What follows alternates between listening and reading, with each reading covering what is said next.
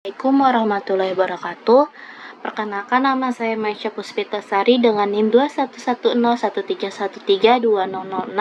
Di sini saya izin mempresentasikan salah satu tugas akhir kami pada mata kuliah Jaringan dan Komunikasi Data, yaitu membuat jaringan pada sebuah bangunan yang terdiri dari 2 lantai, 5 ruangan, di mana satu ruangan merupakan satu ruangan server yang terpisah, kemudian 2 ruangan berada di ruangan yang sama atau lantai pertama bersama ruangan server, dan 2 lainnya di lantai bawah. Adapun konteks dari tugas kami yaitu biaya yang disediakan itu sebanyak 350 juta. Bangunan terdiri dari 2 lantai. Lantai pertama berisi ruangan komputer dan berisi ruangan server, dan berisi 2 ruangan komputer dan 1 ruangan server, sedangkan di lantai kedua terdapat 3 ruangan komputer. Kemudian topologi jaringan yang digunakan itu bebas. Di sini kami menggunakan topologi jaringan star. Kemudian sedangkan IP kelasnya itu menggunakan subnet mask kelas C. Kemudian minimal itu menggunakan 50 PC, di mana ketentuan harganya adalah sebagai berikut. 1 PC sama dengan 5 juta, 1 router sama dengan 2 juta, 1 switch yang berisi 24 port berisi 1,5 juta, 1 server berisi 30 juta. 1 server harganya 30 juta. Kemudian seperti yang saya jelaskan tadi, bahwa topologi yang kami gunakan itu merupakan topologi star, di mana topologi star merupakan salah satu jenis topologi jaring komputer yang paling umum digunakan. Bentuk topologi star yaitu semua perangkat terhubung ke satu pusat atau node sentral yang disebut hub atau switch. Di sini kami menggunakan switch. Secara umum, topologi star adalah salah satu jenis topologi jaringan komputer, di mana setiap perangkat terhubung langsung ke satu titik. Kemudian ini skemanya. Adapun alasan kami menggunakan topologi star yaitu kemudahan pengelolaan, di mana topologi star itu memungkinkan pengelolaan jaringan lebih mudah, dan topologi ini setiap perangkat terhubung langsung ke node sentral, sehingga memudahkan identifikasi dan penyelesaian masalah jika terjadi kegangguan atau gagalan. Kemudian poin kedua itu kehandalan. Kehandalan dari topologi star ini menawarkan tingkat kehandalan tinggi. Jika satu perangkat mengalami masalah, maka perangkat lain tidak akan terpengaruh secara langsung. Ini berarti bahwa gangguan pada satu perangkat tidak akan menyebabkan jaringan keseluruhan terputus.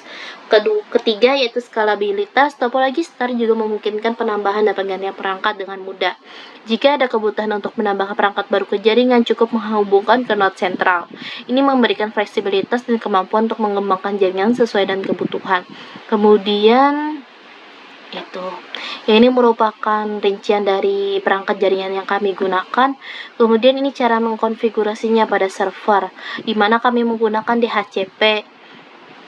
DHCP untuk mengatur PC IP address CP supaya lebih cepat, dengan subnet mask itu kelas C. Kemudian start IP address-nya dimulai dari 4.1. Kemudian ini konfigurasi pada code-nya, dihubungkannya melalui modem 4 dan Ethernet 6. Kemudian ini konfigurasi pada router. Kemudian ini merupakan konfigurasi pada switch. Dan ini konfigurasi pada PC. Kami menggunakan DHCP.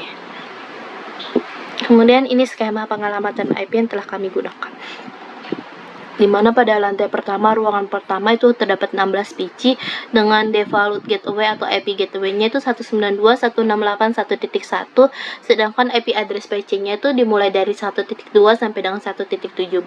Sedangkan pada ruangan 2 lantai pertama itu terdapat 16 PC juga, IP gateway-nya yaitu 192.168.2.1, sedangkan IP address untuk PC dimulai dari 2.2 sampai dengan 2.17.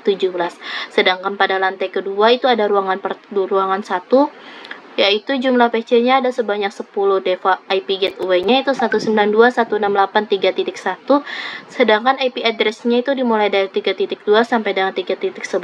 Pada lantai kedua terdapat ruang kedua dengan jumlah PC-nya juga 10, yaitu IP default gateway-nya 192.168.4.1, kemudian IP address-nya dimulai dari 4.2 sampai dengan 4.11. Ini merupakan analisis keuangan yang telah kami gunakan. Kemudian kita akan mulai uji coba. Di sini kita akan mulai melakukan uji coba. Misalnya kita mengirim pesan dalam satu ruangan. Di sini kita coba di ruangan pertama, ruang 1 lantai 1 dengan IP gateway-nya itu 192.168.1.1. Kita coba mengirimkan pesan dari PC PT 00 ke PC PT 3. Kemudian dapat dilihat hasilnya di sini, PC 0 ke PC 3 successful dengan time atau second-nya 0. Kemudian kita coba lagi di ruangan kedua. Dari sini ke PC 16 ke PC 19. Kemudian lihat hasilnya di pojok kanan bawah, dapat dilihat dari PC 16 ke PC 19 juga successful. Kemudian di ruang ketiga kita coba dari PC 36 ke PC 41. Dapat dilihat PC 36 ke PC 41 juga successful. Kemudian kita coba lagi dari PC 42 ke PC 47. Dapat dilihat juga di sini PC 42 ke PC 47 itu successful. Sehingga dapat disimpulkan bahwa pengiriman pesan atau data dalam satu ruangan itu masih berhasil. Baiklah, selanjutnya kita akan mencoba ngeping atau mengirim data melalui dari ruangan 1 ke ruangan 2. Nah, ini nih command prompt yang ada di PC 0. Sekarang kita ingin mengirim ping, kita akan melakukan ping ke PC 16 yang ada di ruangan 2. Yaitu tinggal tuliskan ping, habis itu nama kode IP-nya 192.168.2.14. Enter.